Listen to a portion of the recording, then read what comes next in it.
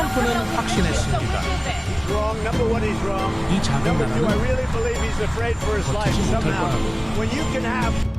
수치상으로 drugs will come down like from, as an 절대 example, 불가능했죠. $1,300 in the 하지만 case I 현실은 gave you. 이론을 They'll come down from 조롱했습니다. 1,300. 그들의 공장은 멈추지 않았고 그들의 시장은 닫히지 않았습니다. 위협은 동력이 되었으며 관세는 날개가 되었습니다. 전 세계는 충격에 빠졌습니다. 그들이 믿던 공식이 더는 통하지 않았으니까요.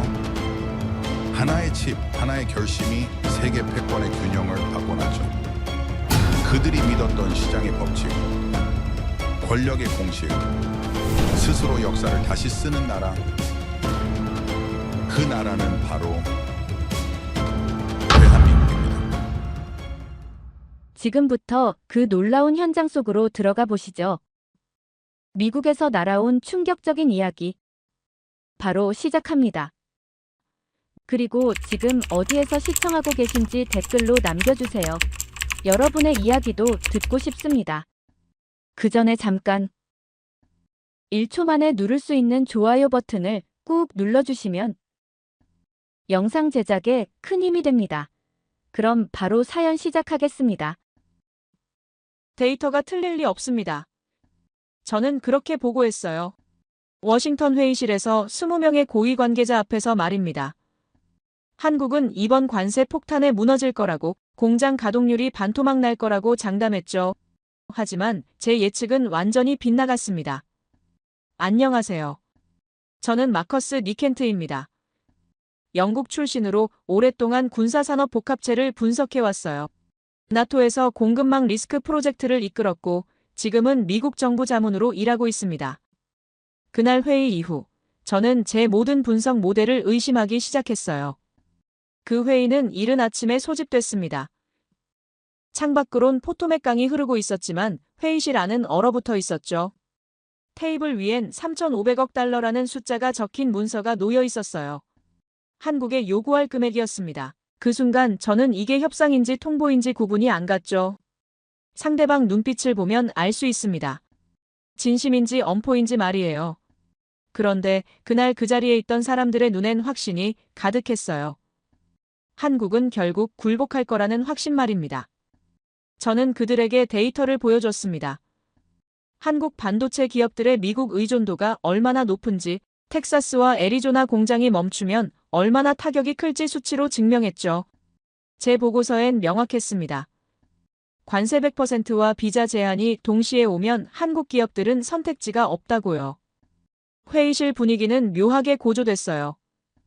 누군가는 만족스러운 표정을 지었고 누군가는 조용히 고개를 끄덕였습니다. 그들은 제 분석을 신뢰했죠. 저 역시 제 판단을 의심하지 않았어요. 하지만 첫 번째 균열은 그날 오후에 왔습니다. 텍사스 오스틴 공장에서 급보가 들어왔어요. 한국 기술진 입국이 전면 차단됐으며 이미 현장에 있던 인력들도 비자 연장이 거부됐다는 내용이었죠. 공장은 사실상 가동 중단 상태로 접어들고 있었습니다. 저는 생각했어요. 계획대로 흘러가고 있구나. 압박이 제대로 먹혀들고 있다고 말입니다. 그런데 이상했습니다. 한국 측 반응이 너무 조용했거든요. 보통 이런 상황이면 긴급 성명이 나오고 협상 테이블 요구가 쏟아지는 게 정상입니다. 하지만 서울에서 들려온 건 침묵뿐이었어요. 언론 브리핑도 없고 정부 발표도 없었죠. 단지 한국 내부 커뮤니티에서만 묘한 움직임이 감지됐습니다. 기술은 나라다. 이건 전쟁이다. 절대 넘기면 안 된다. 이런 댓글들이 폭발적으로 쏟아지고 있었어요. 저는 그걸 보며 생각했습니다. 감정적 반발이구나. 곧 현실을 받아들이겠지 하고 말이에요. 그런데 제가 놓친 게 있었습니다. 한국 사람들의 그 분노는 패닉이 아니라 각오였다는 걸 말이에요. 그들은 무너지는 게 아니라 단단해지고 있었습니다. 하지만 당시 저는 그걸 몰랐죠. 데이터만 보는 사람의 한계였어요. 숫자는 감정을 읽지 못하니까요. 사흘째 되던 날, 제 책상 위로 이상한 보고서가 올라왔습니다. 한국 평택 공장에서 긴급회의가 열렸다는 정보였어요. 회의 내용은 유출되지 않았지만 참석자 몇 면이 심상치 않았죠. 생산 라인 책임자부터 설비 담당, 물류 총괄까지 전 부서가 모였다고 했습니다. 저는 직감했어요. 뭔가 준비하고 있구나 하고 말입니다. 하지만 뭘 준비한다는 건지 감이 안 왔어요. 그때 동료 한 명이 제게 물었습니다. 한국이 미국 공장 포기하고 본국으로 돌아갈 가능성이 있냐고요. 저는 단호하게 답했죠. 절대 불가능하다고요. 이미 수조 원을 투자한 상태에서 철수는 자살 행위라고 설명했습니다. 게다가 미국 시장을 포기한다는 건 글로벌 경쟁에서 도태되는 거나 마찬가지니까요. 제 논리는 완벽했습니다. 적어도 제가 보기엔 그랬어요. 하지만 한국은 제 논리를 따르지 않았습니다. 그들은 철수를 선택한 게 아니라 전환을 선택했어요. 미국 공장이 멈추면 한국 공장을 더 빠르게 돌리면 된다는 계산이었죠. 이건 제가 예상한 시나리오에 없던 수였습니다. 손실을 감수하고 후퇴하는 게 아니라 속도로 밀어붙이겠다는 전략이었으니까요. 그 주 금요일 또 다른 충격이 왔습니다. 한국 언론에 평택 4공장 조기 완공 계획이라는 기사가 떴어요.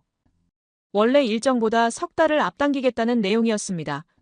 석 달이요? 저는 처음엔 오보라고 생각했어요. 반도체 공장 완공을 석 달 당긴다는 건 물리적으로 불가능에 가까웠으니까요. 공정 하나하나가 정밀하게 맞물려 돌아가는 시스템인데 어떻게 시간을 압축한다는 겁니까? 하지만 그건 오보가 아니었습니다. 한국은 정말로 그 불가능을 밀어붙이고 있었어요. 야간 작업 인력을 2배로 늘렸고 자동화 시스템 도입을 가속화했습니다. 심지어 주말도 반납했다고 하더군요. 저는 그 보고를 받으며 섬뜩함을 느꼈습니다. 이건 기업의 대응이 아니라 국가 총력전 같았거든요. 워싱턴 회의실은 혼란스러워지기 시작했습니다. 누군가는 한국이 허세를 부린다고 했고 누군가는 실제로 가능할지 모른다며 우려했어요. 저는 중립을 지키려 했지만 속으론 불안했습니다. 제가 놓친 변수가 있는 게 아닐까 하는 의심이 들었거든요. 데이터는 완벽했지만 현실은 데이터를 비웃고 있었어요. 그리고 결정타가 왔습니다. 한국 반도체 기업들이 중국과 유럽 시장 공략을 본격화한다는 소식이었죠. 미국 시장이 막히면 다른 시장을 열면 된다는 논리였습니다.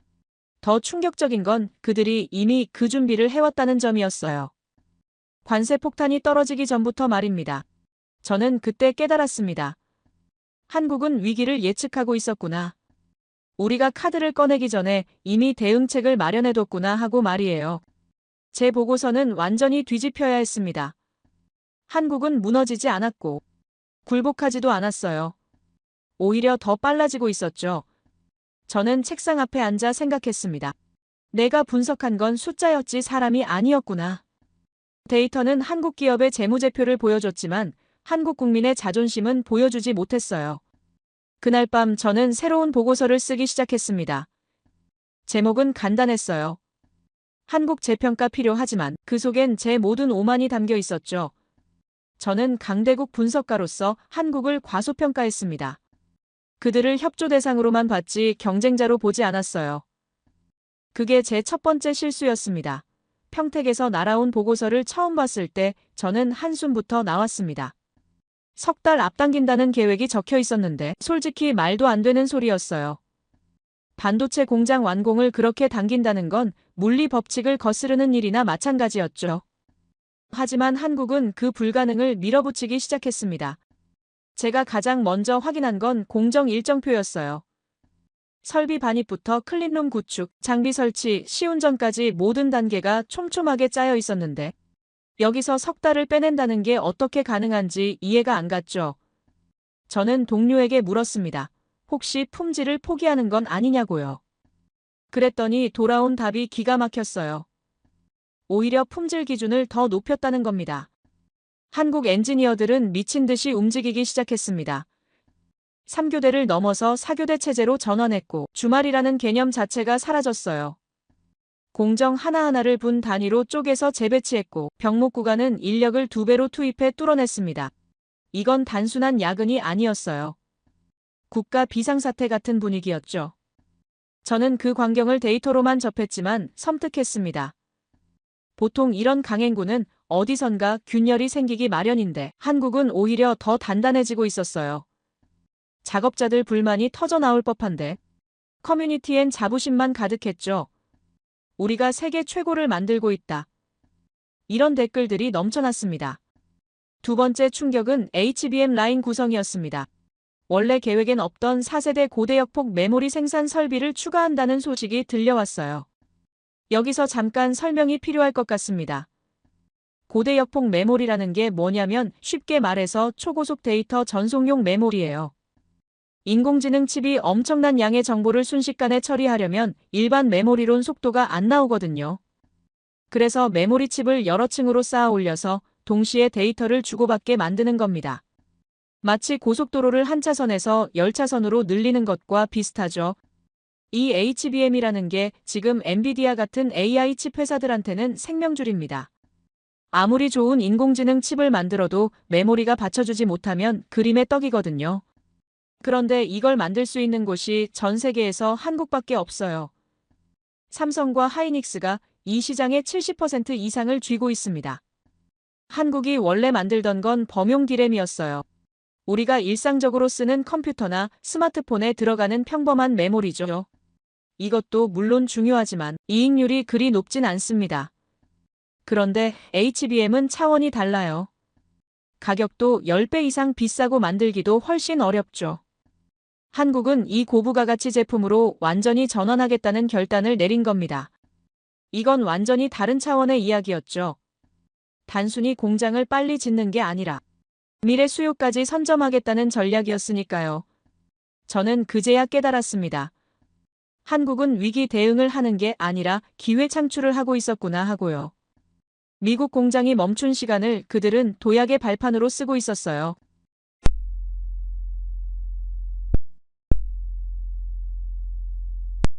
이게 뭐냐면 메모리 반도체 시장엔 주기가 있어요.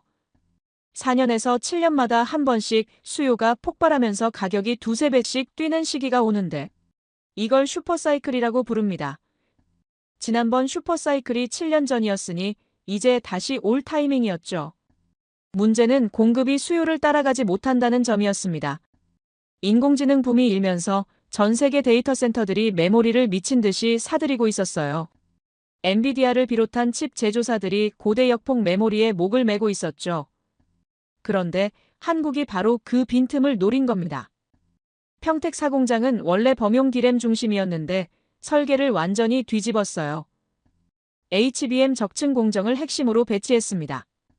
적층이라는 게 메모리 칩을 마치 책을 쌓듯이 여러 층으로 올리는 기술인데 이게 엄청나게 정밀해야 해요. 머리카락 굵기의 10,000분의 1 수준으로 정확하게 쌓아 올려야 하거든요. 한 층이라도 어긋나면 전체가 불량품이 됩니다. 이 작업을 석 달 안에 끝낸다는 게 정상적으론 불가능했지만 한국은 정상을 버렸어요. 밤낮 없이 돌아가는 공정 속에서 기적을 만들어내고 있었죠. 포토라인을 2중화했고 테스트 설비를 3중으로 구축했습니다. 한 곳에서 문제가 생겨도 다른 라인에서 즉시 커버할 수 있게 만든 거예요. 워싱턴에선 또 다른 계산이 돌아가고 있었습니다. 한국 반도체에 관세를 매기면 미국 기업들이 타격을 입는다는 보고가 나왔어요. 특히 데이터 센터 운영사들이 난리였죠. 메모리 가격이 2배로 뛰면 서버 증설 계획을 전부 접어야 한다는 비명이 쏟아졌습니다. 저는 그 보고서를 읽으며 아이러니를 느꼈어요. 관세는 한국을 압박하려고 만든 건데 정작 고통받는 건 미국 기업들이었죠. 한국은 이미 그 시나리오를 예측하고 있었던 겁니다. 관세가 올라도 한국 생산이 더 싸고 빠르다는 걸 증명하면 된다는 계산이었어요. 실제로 원가 분석을 해보니 충격적이었습니다. 미국 공장에서 만들면 인건비와 물류비가 한국보다 40% 이상 높았어요.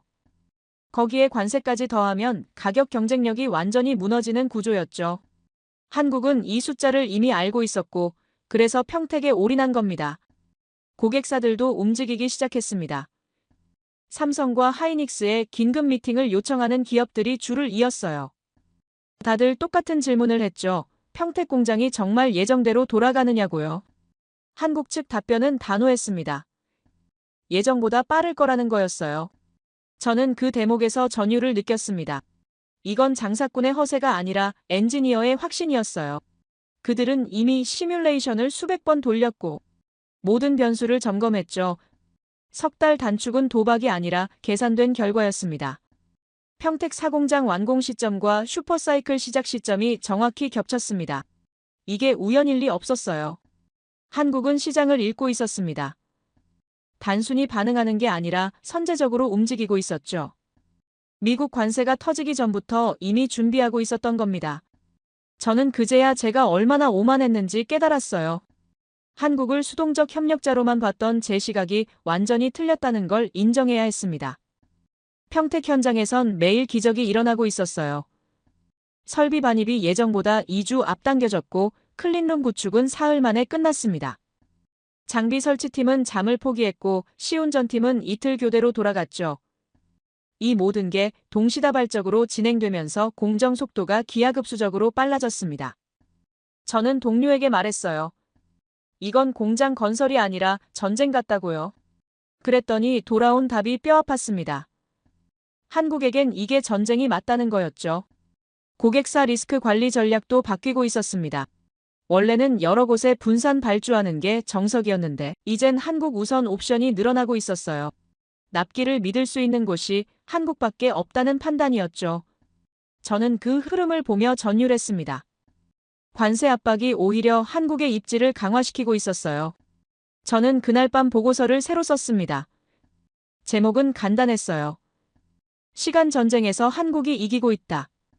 하지만 그 속엔 제 패배 선언이 담겨 있었죠. 저는 데이터로 한국을 예측하려 했지만 한국은 의지로 데이터를 뒤집었습니다. 100%요. 제 귀를 의심했습니다. 트럼프 행정부가 발표한 숫자가 정확히 그거였어요. 한국산 메모리 반도체의 관세 100%를 때리겠다는 선언이었는데 이건 사실상 수입 금지나 마찬가지였습니다. 회의실 분위기는 묘하게 들떠 있었어요. 마치 오래 기다리던 승부수를 던진 것처럼 말이에요. 하지만 저는 불안했습니다. 이게 정말 우리가 원하던 결과를 가져올까요? 발표 직후 한국 주가가 흔들렸습니다. 삼성전자와 하이닉스 주식이 동시에 떨어지기 시작했고 언론들은 일제히 종말론을 쏟아냈어요. CNN에서는 한국 반도체 시대의 끝이라는 제목을 달았고 월스트리트 저널은 삼성의 몰락이 시작됐다고 보도했습니다. 저는 그 헤드라인들을 보며 씁쓸했어요. 과연 이게 누구의 몰락일까 하는 의문이 들었거든요. 워싱턴에선 축배를 들 준비를 하고 있었습니다. 한국이 협상 테이블로 나올 거라는 기대가 팽배했어요. 누군가는 일주일이면 100기를 들 거라고 장담했고 누군가는 한 달은 버틸 거라고 예측했죠. 하지만 모두가 동의한 건 하나였습니다. 한국은 결국 굴복할 거라는 확신이었어요. 저는 다른 생각을 하고 있었습니다.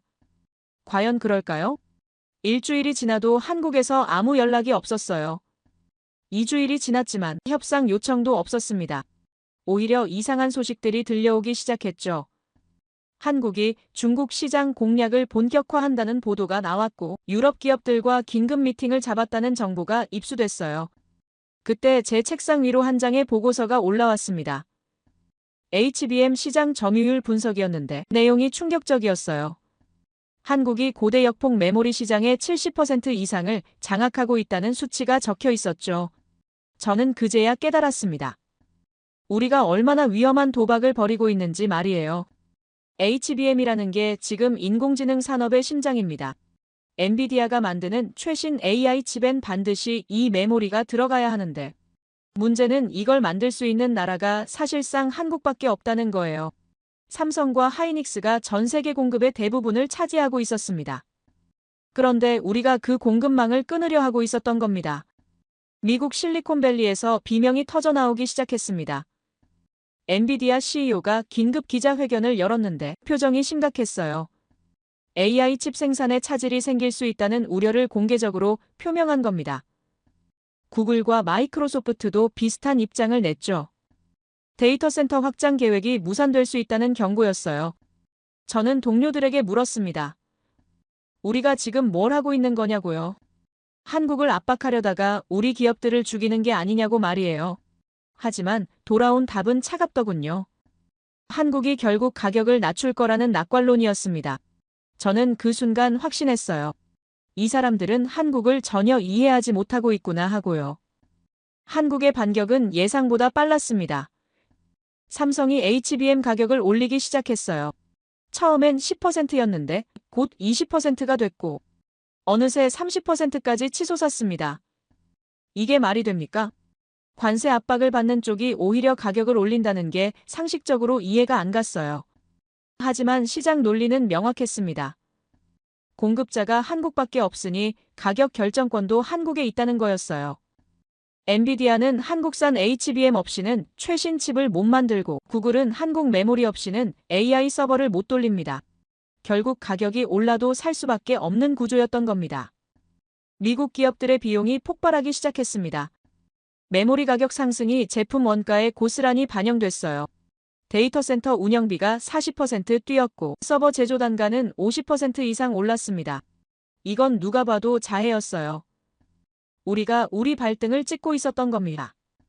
업계에선 공개적으로 불만이 터져나왔습니다. 실리콘밸리 CEO들이 백악관에 탄원서를 보냈고 산업협회에서 긴급 성명을 발표했어요. 관세를 철회하라는 요구가 거세졌죠. 저는 그 광경을 보며 허탈했습니다. 불과 한 달 전만 해도 한국을 굴복시킬 거라던 사람들이 이제 관세를 풀어달라고 애원하고 있었으니까요. 한국은 더 대담한 수를 뒀습니다. 중국 시장 진출을 본격화한 거예요. 원래 미국 눈치를 보느라 조심스러웠던 중국 거래를 이젠 공개적으로 확대하기 시작했습니다. 14억 인구의 거대한 시장이 한국 반도체를 기다리고 있었어요. 미국이 문을 닫으면 중국 문을 여는 전략이었죠. 유럽도 움직였습니다.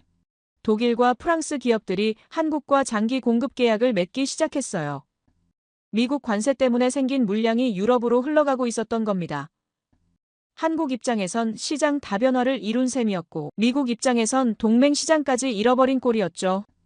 역수입 구조까지 생겨났습니다. 한국에서 만든 메모리가 멕시코나 베트남을 거쳐 미국으로 들어오는 우회 경로가 만들어진 거예요. 관세를 피하기 위한 편법이었지만 미국 기업들은 그럴 수밖에 없었습니다. 한국산 메모리 없이는 사업 자체가 안 됐으니까요. 한국 커뮤니티 반응이 흥미로웠습니다. 처음엔 불안해하던 사람들이 이제 완전히 달라져 있었어요. 가격 더 올려라. 미국의 본때를 보여줘라. 이런 댓글들이 폭발적으로 쏟아지고 있었습니다. 이건 단순한 감정 분출이 아니었어요. 자신감의 표현이었죠. 저는 그때 처음으로 한국의 미소를 이해했습니다. 그들은 처음부터 이 결과를 예측하고 있었어요.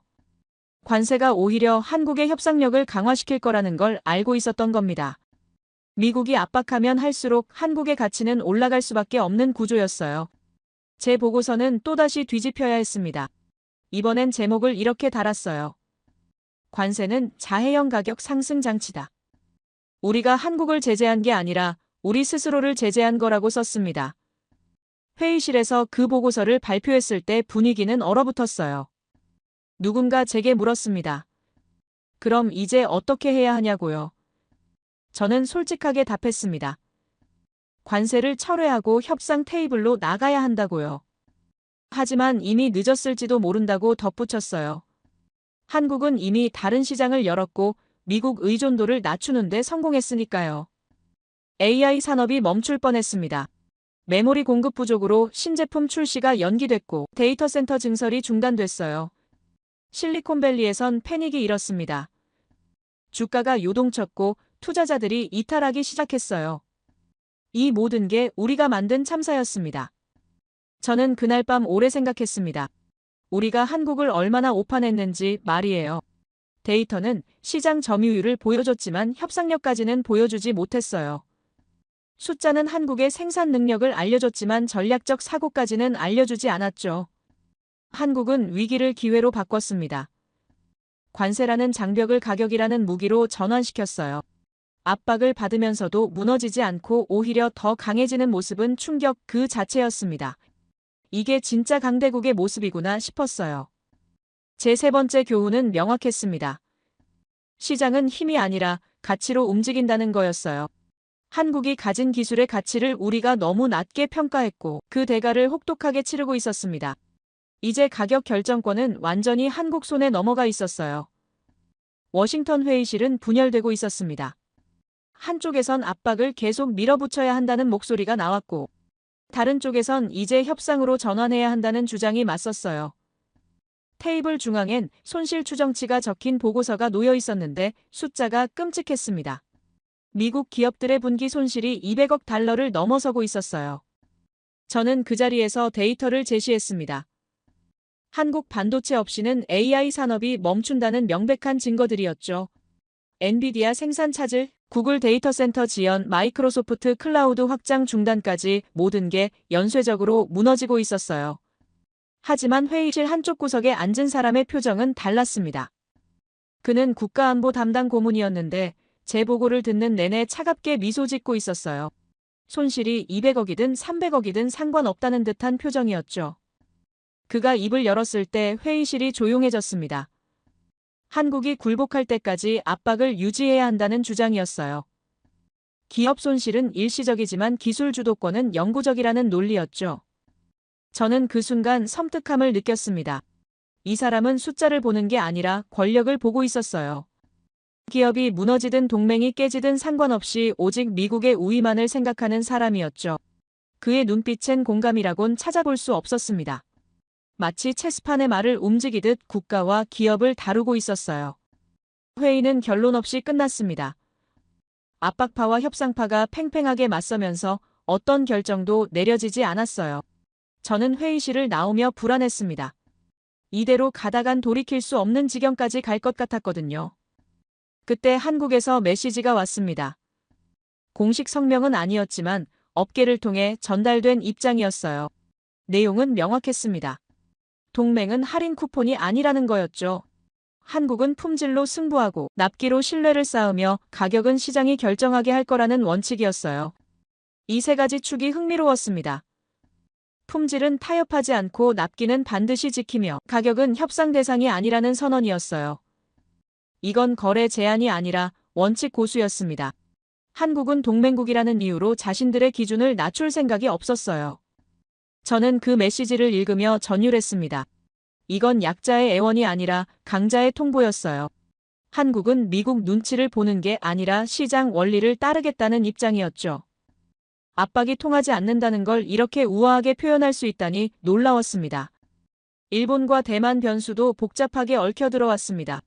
일본은 소재 공급에서 여전히 강점을 보이고 있었고 대만은 파운드리 시장을 장악하고 있었어요. 하지만 메모리 반도체만큼은 한국의 독주 체제였죠. 이 세 나라가 어떻게 경쟁하고 협력하느냐가 향후 공급망을 결정할 판이었습니다. 저는 경쟁 구도를 분석하기 시작했습니다. 일본은 기술력은 있지만 생산 속도가 느렸고 대만은 파운드리에 집중하느라 메모리엔 투자를 못하고 있었어요. 결국 고대역폭 메모리 시장에선 한국이 사실상 독점 상태였죠. 이 구도가 앞으로도 쉽게 바뀌지 않을 거라는 게 제 판단이었습니다. 회의실로 돌아갔을 때 분위기는 더 험악해져 있었습니다. 압박파 인사가 새로운 제재안을 들고 나왔어요. 한국 반도체 기업의 미국 내 자산을 동결하자는 주장이었죠. 이건 사실상 선전포고나 다름없었습니다. 저는 반대 의견을 냈지만 묵살당했어요. 그날 밤 저는 보고서 앞에 앉아 고민했습니다. 제가 써야 할 건 국익을 위한 보고서인가요? 아니면 사실을 담은 기록인가요? 이 두 가지가 충돌할 때 저는 어느 쪽을 선택해야 합니까? 펜을 쥔 손이 떨렸어요. 결국 저는 사실을 선택했습니다. 보고서 제목을 이렇게 달았어요. 한국을 설득하지 말고 신뢰하라. 내용은 더 직설적이었습니다. 압박은 실패했고 관세는 자해였으며 이제 남은 선택지는 협력뿐이라고 썼어요. 한국은 동맹국이기 때문이 아니라 필수적이기 때문에 신뢰해야 한다고 강조했습니다. 이 보고서를 제출하면 제 입지가 흔들릴 거라는 걸 알았습니다. 압박파 사람들은 저를 배신자 취급할 게 뻔했어요. 하지만 전문가로서 진실을 외면할 순 없었죠. 데이터가 명확하게 말하고 있었습니다. 한국 없이는 미국 기술 산업이 작동하지 않는다고요. 서명하는 순간 손이 멈췄습니다. 정말 이렇게 해도 되는 걸까요? 하지만 머릿속에선 다른 목소리가 들렸어요. 내가 지키는 건 보고서가 아니라 양심이라는 목소리였죠. 저는 깊게 숨을 들이쉬고 서명했습니다. 마커스 니켄트라는 이름을 또박또박 적어 넣었어요. 다음 날 회의실 분위기는 냉랭했습니다. 제 보고서가 돌아가고 있었는데 반응이 극명하게 갈렸어요. 협상파는 고개를 끄덕였지만 압박파는 노골적으로 불쾌함을 드러냈죠. 특히 그 국가안보 고문의 눈빛이 차갑더군요. 마치 배신자를 보는 시선 같았습니다. 하지만 저는 후회하지 않았습니다. 이미 선을 넘었으니 끝까지 가보기로 했어요. 추가 자료를 준비해서 제출했습니다. 한국 반도체 공급망이 끊기면 미국이 입을 구체적 손실액, 대체 공급처 확보에 걸리는 시간, 기술 격차를 따라잡는 데 필요한 투자 규모까지 모든 걸 숫자로 보여줬어요. 숫자는 잔인했습니다. 한국을 대체하려면 최소 10년이 걸리고 투자액은 5천억 달러를 넘어설 거라는 추정이 나왔어요. 그나마도 성공 보장이 없었죠.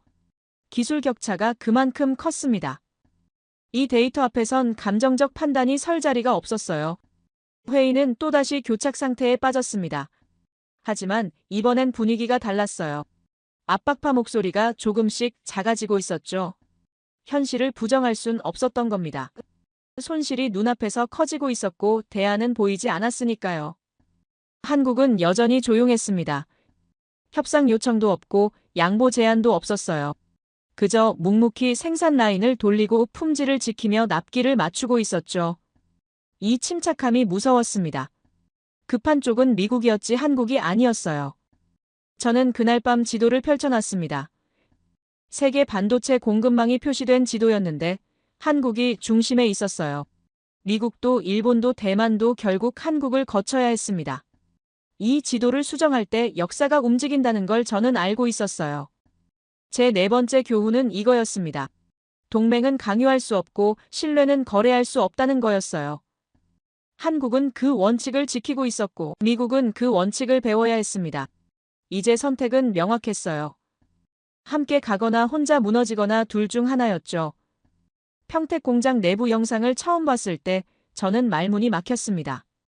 새벽 4시 현장인데 사람들이 꽉 차 있었어요.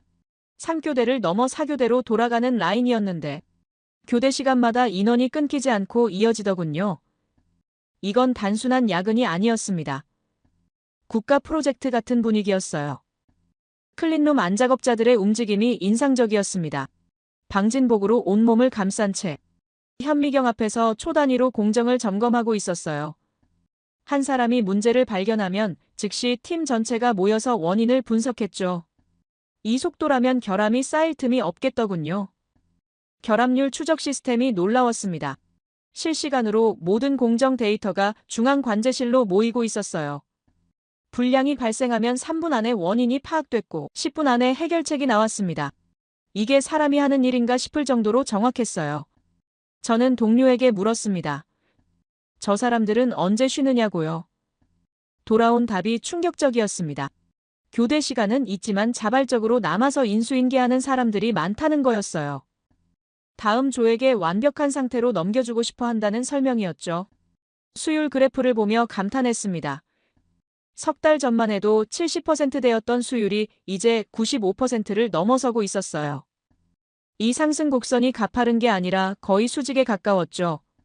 보통은 수율을 올리려면 몇 년이 걸리는데 한국은 몇 달 만에 해낸 겁니다. 한국 커뮤니티 반응이 흥미로웠습니다.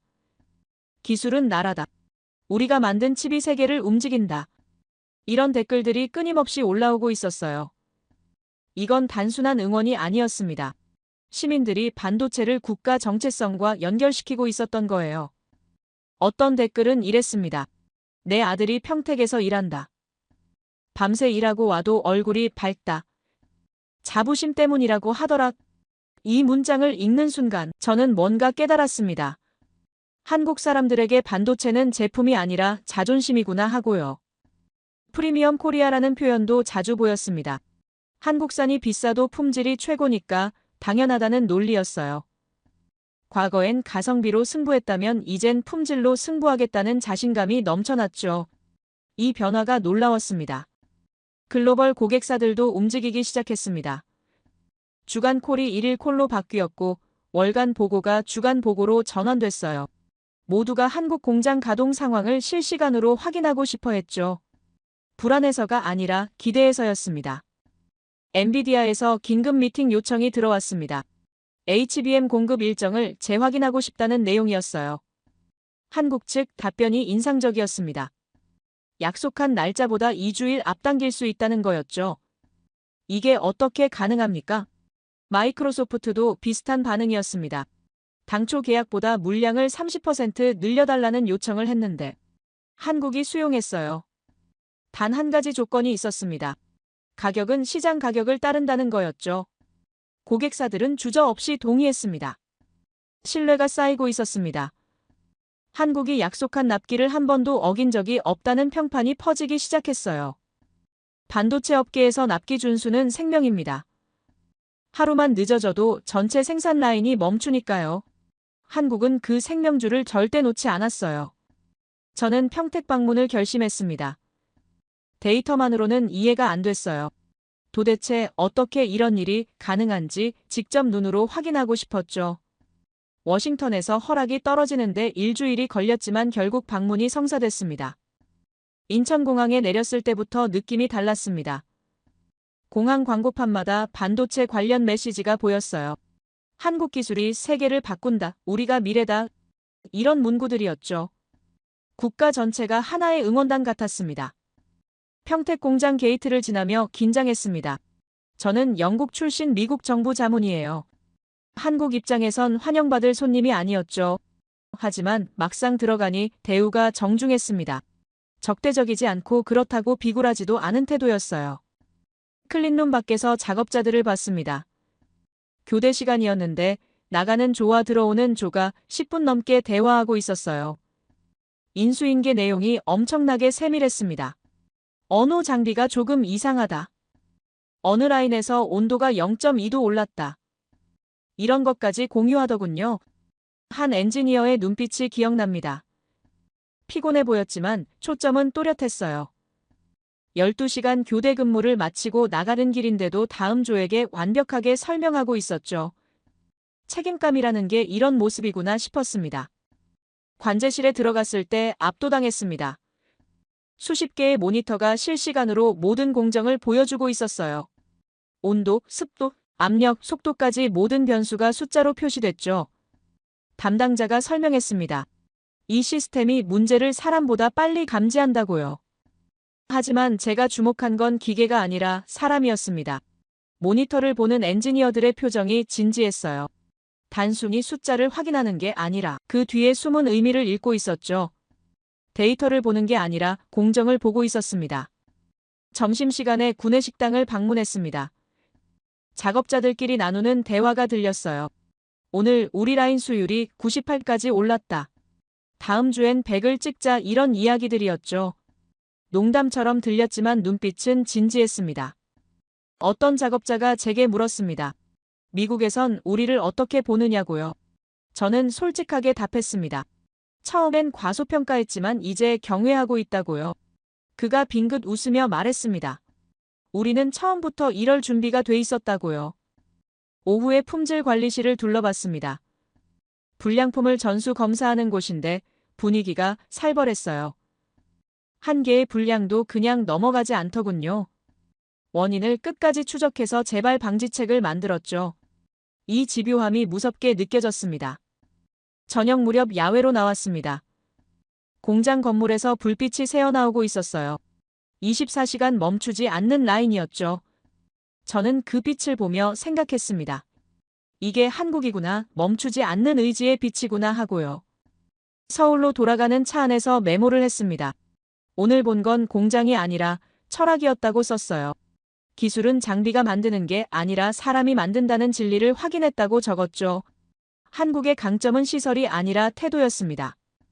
그날 밤 호텔방에서 보고서를 다시 썼습니다. 제목은 간단했어요. 한국은 시스템이 아니라 의지다. 제가 현미경으로 보던 것들을 이제 사람으로 봐야 한다는 깨달음이었죠. 숫자 뒤에 심장이 뛰고 있었습니다. 제 5번째 교훈은 명확했습니다. 기술력은 결국 인간의 자부심에서 나온다는 거였어요. 한국 사람들은 반도체를 만드는 게 아니라 자존심을 지키고 있었습니다. 그 자존심이 세계 최고 품질을 만들어낸 거였죠. 워싱턴에서 날아온 전문이 책상 위에 놓였습니다. 주한미군 재배치 계획이라는 제목이 붙어 있었어요. 내용을 읽는 순간 등골이 서늘해졌습니다. 병력을 감축하는 대신 첨단 무기를 집중 배치하겠다는 아니었죠. 스텔스 전투기부터 극초음속 미사일, 차세대 방공 체계까지 최신 전력을 한반도에 쏟아붓겠다는 계획이었어요. 이 문서를 작성한 사람의 논리가 기묘했습니다. 병력은 줄이지만 화력은 늘린다는 계산이었어요. 인건비는 아끼면서 억지력은 강화한다는 일석이조 전략처럼 보였죠. 하지만 문서 행간에 숨은 의도가 느껴졌습니다. 한국을 시험장으로 쓰겠다는 솔레 말이에요. 그 문서를 읽으며 불편함이 커졌습니다. 동맹국 땅에 최신 무기를 배치하면서 정작 그 나라 의견은 묻지 않는 태도였어요. 마치 자기 집 창고에 물건 쌓듯이 서술돼 있었죠. 파트너십이라기보단 일방 통보에 가까웠습니다. 한국 반응은 예상보다 격렬했습니다. 온라인 커뮤니티가 들끓기 시작했어요. 우리를 방패로 쓰려는 거냐는 분노가 쏟아졌고 이제 자주국방해야 한다는 목소리가 높아졌습니다.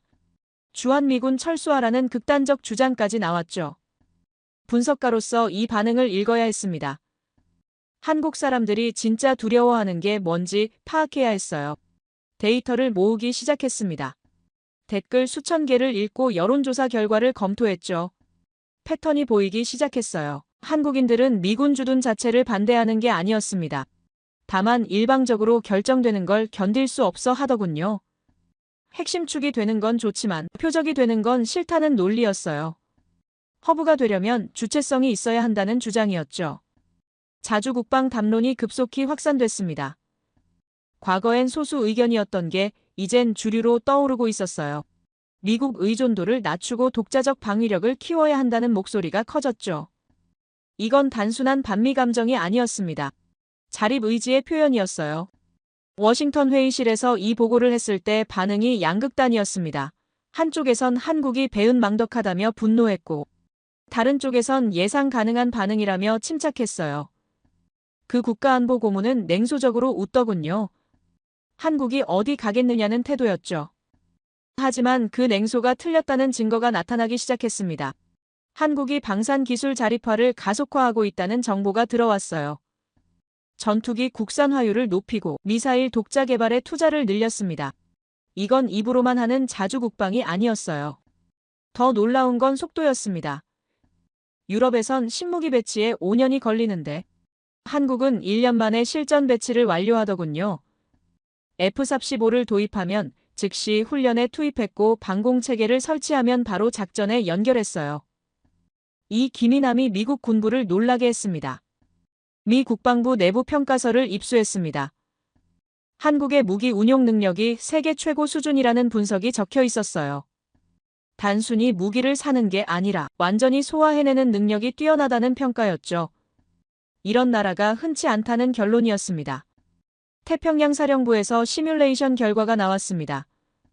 한국 배치 무기의 실전 전환 속도가 일본이나 괌보다 5배 빠르다는 수치였어요. 같은 무기를 줘도 한국이 먼저 쏠 수 있다는 의미였죠. 이 데이터가 전략을 바꾸기 시작했습니다. 배치보다 빠른 건 한국의 실전화였습니다. 이 문장을 보고서에 적으면서 전율했어요. 한국은 무기를 받아서 보관하는 게 아니라 즉시 자기 것으로 만들어버리는 능력이 있었죠. 이게 진짜 군사 강국의 조건이구나 싶었습니다. 하지만 한국 내부에선 여전히 불안이 컸습니다. 첨단 무기가 많아질수록 표적이 될 위험도 커진다는 우려가 팽배했어요. 대만 유사시 한국이 자동으로 전쟁에 휘말릴 거라는 두려움이었죠. 이 우려가 비현실적이지 않았습니다.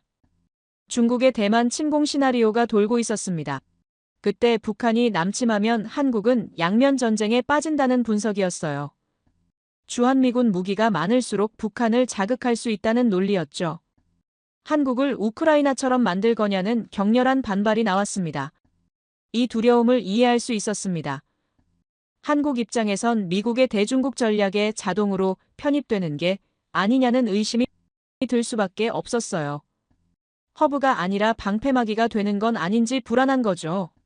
이 감정이 정당했습니다. 보고서를 다시 썼습니다. 한국의 우려를 상세히 담았어요. 이건 반미 감정이 아니라 생존 본능이라고 설명했죠. 무기 배치를 강행하면 오히려 한미동맹이 약해질 수 있다는 경고를 넣었습니다. 회의실 분위기는 차가웠습니다. 특히 그 고문의 반응이 냉담하더군요. 한국이 선택지가 있다고 생각하느냐는 비아냥이었어요. 북한 위협 앞에서 미국 말고 누가 지켜주겠느냐는 논리였죠. 이 오만함이 불편했습니다. 하지만 현실은 그의 예상과 달랐습니다. 한국이 독자 방위력 구축에 본격 나서면서 미국 의존도가 실제로 낮아지고 있었어요. 이젠 한국이 미국을 필요로 하는 만큼 미국도 한국을 필요로 하는 구조가 됐죠. 관계가 수평으로 바뀌고 있었습니다. 한국 합참에서 성명이 나왔습니다. 무기 배치는 한국의 작전 통제 하에서만 이뤄진다는 원칙이었어요. 미국이 일방적으로 쓸 수 없다는 선언이었죠. 이건 협상이 아니라 통보였습니다. 한국이 주권을 행사하기 시작한 겁니다. 전자권 환수 논의가 급물살을 타기 시작했습니다. 과거엔 먼 미래 얘기였는데 이젠 당장 가능한 현실로 다뤄지고 있었어요. 한국군 지휘체계가 그만큼 성숙했다는 평가였죠. 미국 군부도 이걸 인정하기 시작했습니다. 허브의 의미를 다시 정의해야 했습니다. 단순히 무기를 많이 배치한 곳이 허브가 아니에요. 명령이 흘러나오는 곳이 진짜 허브입니다. 한국은 이제 지시를 받는 게 아니라 조율하는 위치로 올라서고 있었어요. NATO 경험이 떠올랐습니다. 브뤼셀에서 일할 때 봤던 동맹 구조가 생각났어요. 진짜 강한 동맹은 수직이 아니라 수평 구조라는 교훈이었죠. 한국이 바로 그 수평 관계를 요구하고 있었습니다. 보고서 결론을 이렇게 썼습니다. 한국은 방패가 아니라 축이다. 동북아 안보의 중심축으로 기능하려면 주체성이 보장돼야 한다고 강조했어요. 무기만 쌓아놓는 게 아니라 의사결정권을 공유해야 한다는 제안이었죠. 이 보고서가 상층부에 올라갔을 때 반응이 나뉘었습니다. 일부는 현실적 제안이라며 지지했고, 일부는 한국에 너무 많이 양보한다며 반대했어요.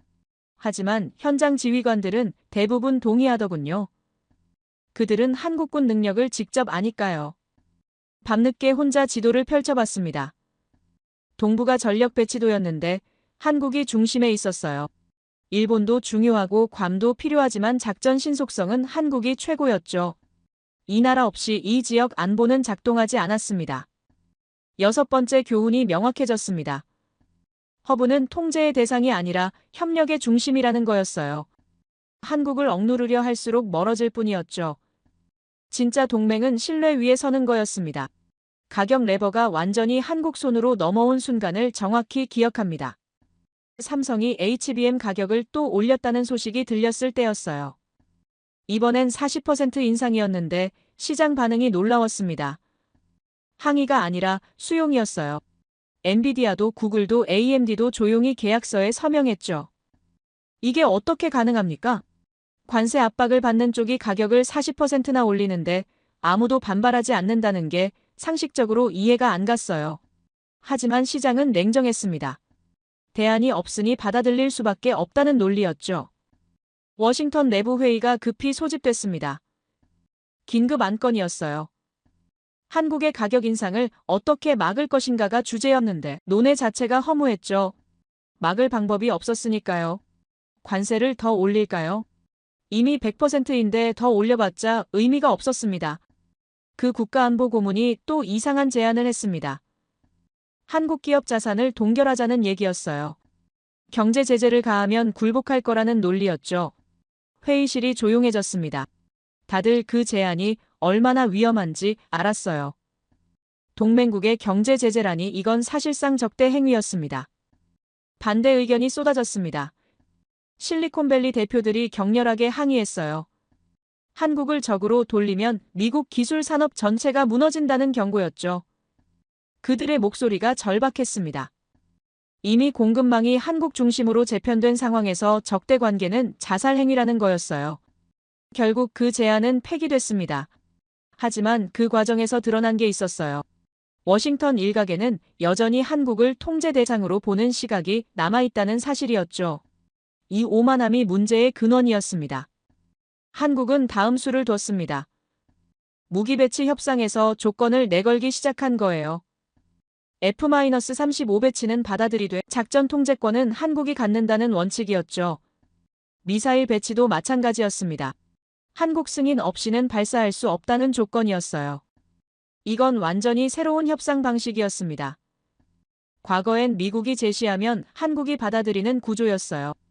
이젠 한국이 조건을 제시하고 미국이 검토하는 형태로 바뀌었죠. 협상 테이블의 위계가 무너지고 있었습니다. 미 국방부 회의에서 이 조건을 논의했을 때 분위기가 복잡했습니다. 받아들여야 한다는 쪽과 절대 안 된다는 쪽이 팽팽했어요. 현장 지휘관들은 대부분 수용 쪽이었죠. 한국군 능력을 믿을 수 있다는 판단이었습니다. 결국 타협안이 나왔습니다. 공동 통제 방식이었어요. 중요 결정은 양국이 함께 한다는 원칙이었죠. 이게 사실상 한국의 승리였습니다. 일방적 지시 구조에서 협의 구조로 전환된 거니까요. 동맹의 의미가 재정이 되고 있었습니다. 과거엔 미국이 보호하고 한국이 따르는 관계였어요. 이젠 상호 의존 구조로 바뀌었죠. 미국은 한국 기술이 필요했고 한국은 미국 시장이 필요했습니다. 어느 한쪽이 일방적으로 우위에 있지 않았어요. 한국 커뮤니티 반응이 흥미로웠습니다. 드디어 대등한 관계가 됐다는 환호가 넘쳐났어요. 이제 우리도 조건을 낼 수 있다는 자신감이었죠. 이건 단순한 감정 분출이 아니었습니다. 국가 정체성의 전환이었어요.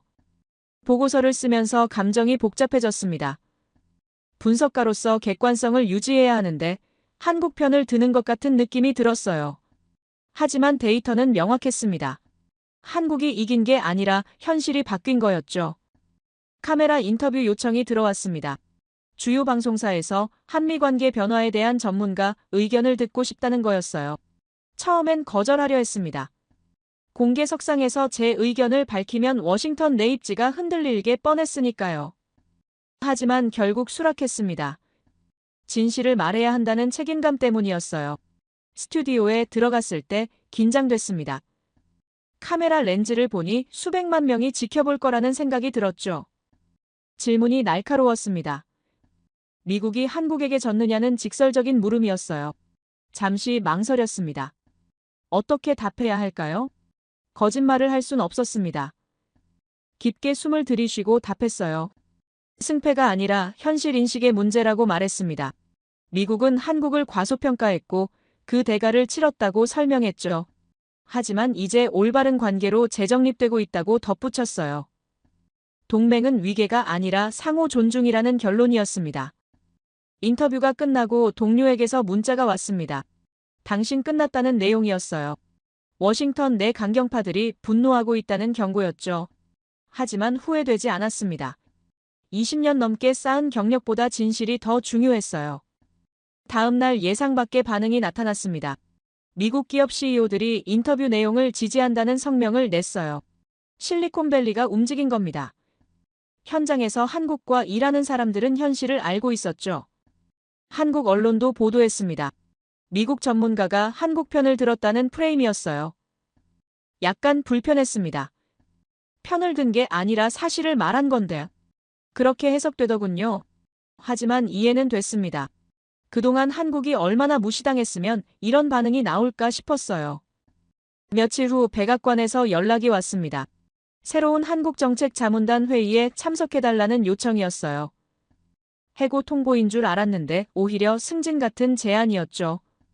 회의 안건을 보고 이해했습니다. 정책 전환이 시작된 거였어요. 회의실 분위기가 달랐습니다. 그 국가안보고문은 보이지 않았고 실무진 중심으로 재편돼 있었어요. 주제는 명확했습니다. 어떻게 한국과 새로운 파트너십을 구축할 것인가였죠. 제안서를 냈습니다. 3개 원칙이었어요. 첫째, 기술 협력은 상호 이익 기반으로. 둘째, 안보 협력은 공동 결정 구조로. 셋째, 경제 관계는 시장 원리를 따른다는 내용이었죠. 이 세 축이 새 관계의 토대가 돼야 한다고 강조했습니다. 논의가 길어졌지만 결론은 나왔습니다. 대부분의 제안이 수용됐어요. 관세 철회 수순도 밟기로 했죠. 한국과 정상 관계로 돌아가는 게 미국 국익에도 맞다는 합의였습니다. 그날 밤 호텔방에서 창밖을 봤습니다. 워싱턴 야경이 펼쳐져 있었어요. 이 도시에서 20년 넘게 일했는데 오늘만큼 뿌듯한 날이 없었습니다. 옳은 일을 했다는 확신이 들었어요. 7번째 교훈이 완성됐습니다. 가격은 권력이고 조건은 주권이며 동맹은 약속의 기술이라는 거였어요. 한국은 이 모든 걸 증명했습니다. 그 과정에서 많은 걸 배웠어요. 분석가로서가 아니라 인간으로서 말입니다. 제네바에서 날아온 초청장을 받았을 때 손이 떨렸습니다. UN 산업포럼 기조연설 요청이었는데 주제가 흥미로웠어요. 글로벌 공급망 회복 탄력성이라는 제목이었지만 실제로는 한국 모델을 세계에 소개하는 자리였습니다. 이게 어떻게 가능합니까? 불과 1년 전만 해도 한국은 압박 대상이었는데 이제 배움의 대상이 됐어요. 포럼 준비 자료를 검토하면서 놀랐습니다. 경제협력개발기구 보고서에 한국식 위기 예측 시스템이라는 챕터가 있었어요. K-레질리언스라는 이름까지 붙어 있었는데 내용이 상세했습니다. 반도체 공급망과 국방산업을 어떻게 연결시켰는지, 시민 정서를 어떻게 기업 동력으로 전환했는지 분석돼 있었어요. 유럽 대표단이 먼저 서울을 방문했습니다. 독일 경제부 장관이 이끄는 팀이었는데 평택 공장 견학을 요청했어요. 프랑스와 이탈리아도 줄을 섰습니다. 다들 한국식 속도와 품질 관리를 배우고 싶어 했죠. 이 광경이 감격스러웠습니다. 과거엔 한국이 유럽을 배우러 갔는데 이젠 반대가 됐어요. 독일 장관의 표정이 기억에 남습니다. 평택 관제실을 둘러보면서 연신 고개를 끄덕이더군요. 수율 그래프를 보여줬을 때 믿을 수 없다는 표정이었어요. 98%라는 숫자가 화면에 떴는데 그가 통역에게 다시 확인했습니다. 정말 98이냐고요. 통역이 고개를 끄덕이자 그는 한숨을 쉬었어요. 부러움이 섞인 한숨이었습니다. 동남아 국가들도 관심을 보였습니다. 베트남과 태국 산업부 관계자들이 서울에 왔어요. 자국 반도체 산업을 어떻게 키울지 자문을 구하러 온 거였습니다. 한국은 이제 선생님 역할을 하고 있었어요. 기술 이전 협상도 시작됐습니다. 물론 핵심 기술은 아니었지만 그래도 의미가 컸어요. 내러티브가 완전히 바뀌고 있었습니다. 언론 헤드라인을 보면 알 수 있었어요. 과거엔 한국이 하청 공장이라는 표현이 많았는데 이젠 글로벌 허브라고 불렸습니다. 더 나아가 동북아의 축이라는 단어까지 등장하기 시작했어요. 단어의 힘을 실감했습니다. 하청에서 허브로, 허브에서 축으로 바뀌면서 한국을 바라보는 시선 자체가 달라졌어요. 같은 기술인데 표현만 바뀌었을 뿐인데 위상이 달라지는 게 신기했습니다. 아니 정확히는 기술이 먼저 변했고 단어가 뒤따라온 거였어요. 한국 국민들의 정체성도 변화하고 있었습니다. 온라인 커뮤니티를 관찰하면서 느꼈는데 자신감이 완전히 달라졌어요. 과거엔 선진국 따라잡기였다면 이젠 우리만의 길을 간다는 자긍심이 넘쳤습니다. 이게 진짜 강국의 모습이구나 싶었어요. 포럼 당일 아침 호텔방에서 연설문을 다시 읽었습니다. 20년 경력의 분석가로서 가장 중요한 발표가 될 거였어요. 떨렸습니다. 한국을 제대로 설명할 수 있을까 하는 불안감이 밀려왔습니다. 하지만 데이터는 명확했어요. 사실만 전달하면 됐습니다. 회의장에 들어섰을 때 분위기가 숙연했습니다. 50개국 대표가 모여 있었어요. 다들 한국 이야기를 듣고 싶어하는 눈빛이었습니다. 연단에 올랐습니다. 마이크를 잡는 손에 땀이 났어요. 첫 문장을 던졌습니다. 한국은 위기를 예측하지 않았습니다. 설계했습니다. 회장이 조용해졌어요. 사람들이 앞으로 몸을 기울였습니다. 계속 이어갔습니다. 압박이 왔을 때 한국은 무너지지 않았어요. 가속했습니다. 관세가 올라도 가격을 올렸고 공장이 멈춰도 시간을 앞당겼습니다. 경제와 안보를 통합한 모델을 설명했습니다. 반도체 기술력이 어떻게 국방산업과 연결되는지 보여줬어요. 공급망 안정성이 곧 억지력이라는 논리였습니다. 한국은 이 두 축을 하나로 묶는 데 성공했다고 간주했어요. 독일 장관이 질문했습니다. 어떻게 그렇게 빠른 의사결정이 가능했느냐고요? 답변이 명확했습니다. 시민과 기업과 정부가 같은 방향을 봤기 때문이라고 설명했어요. 기술은 국가라는 합의가 있었고 그 합의가 속도를 만들었습니다. 프랑스 대표가 손을 들었습니다. 한국 모델을 유럽에 적용할 수 있느냐는 질문이었어요. 솔직하게 답했습니다. 기술은 이전할 수 있지만 의지는 배워야 한다고 말했습니다. 한국의 강점은 장비가 아니라 태도라고 강조했어요. 연설이 끝나자 박수가 터져나왔습니다. 기립박수였어요. 50개국 대표가 일어나서 박수를 보내고 있었습니다. 그 순간 가슴이 뜨거워졌습니다. 한국을 위해서가 아니라 진실을 위해 싸워온 시간이 보상받는 느낌이었어요. 포럼 후 여러 나라와 개별 미팅이 이어졌습니다. 다들 한국과 협력하고 싶어 했어요. 기술 제휴부터 공동 연구까지 제안이 쏟아졌습니다. 한국은 이제 선택받는 게 아니라 선택하는 위치가 됐어요. 저녁에 한국 대표단과 식사를 했습니다. 그들의 표정이 밝았어요. 자부심이 넘쳤습니다. 누군가 제게 물었습니다. 1년 전에 이런 날이 올 거라고 예상했느냐고요. 솔직하게 답했습니다. 전혀 몰랐다고요. 오히려 반대를 예상했다고 고백했어요. 그날 밤 호텔방에서 세계 지도를 펼쳐놨습니다. 20년 동안 수없이 들여다본 지도였어요. 하지만 이번엔 다르게 봤습니다. 중심을 서울에 맞춰서 그려봤습니다. 놀랍게도 모든 연결선이 자연스럽게 이어지더군요. 아시아는 물론이고 유럽도 중동도 서울을 거쳐야 했습니다. 반도체 공급망의 중심이 여기 있었어요. 안보 네트워크의 결절점도 이곳이었습니다. 지도를 다시 그리니 세계가 다르게 보였어요. 마지막 보고서를 쓰기 시작했습니다. 제목은 간단했어요. 추계시대, 한국, 부제는 이렇게 달았습니다. 하청에서 허브를 거쳐 축으로 내용은 1년간의 모든 관찰이 담겼어요. 숫자와 사실만이 아니라 감정과 통찰도 함께 적었습니다. 이 보고서가 제 분석과 인생의 정점이 될 거라는 걸 알았습니다. 더 이상 이런 극적인 변화를 목격하기는 어려울 거예요. 한국가가 1년 만에 이렇게 도약하는 모습을 다시 볼 수 있을까요? 아마 평생 없을 겁니다. 서명하면서 떨렸습니다. 마커스 니켄트라는 이름을 적는데 펜 끝이 흔들렸어요. 이 문서가 역사의 일부가 될 거라는 생각이 들었습니다. 한국이 세계의 중심으로 올라선 순간을 기록한 문서 말이에요. 런던 브라이튼이 고향입니다. 그곳에서 자라며 세계를 동경했어요. 나토에서 일하며 강대국의 논리를 배웠습니다. 워싱턴에서 권력의 작동 방식을 목격했어요. 하지만 서울에서 진짜 강함이 뭔지 깨달았습니다. 강함은 크기가 아니라 회복력이었습니다. 압박에 무너지지 않고 오히려 성장하는 힘이었어요. 한국이 그걸 증명했습니다. 관세 앞에서 가격을 올렸고 철수 압박 앞에서 속도를 냈습니다. 이게 진짜 국가 전략이구나 싶었어요. 세계가 한국을 배우기 시작했습니다.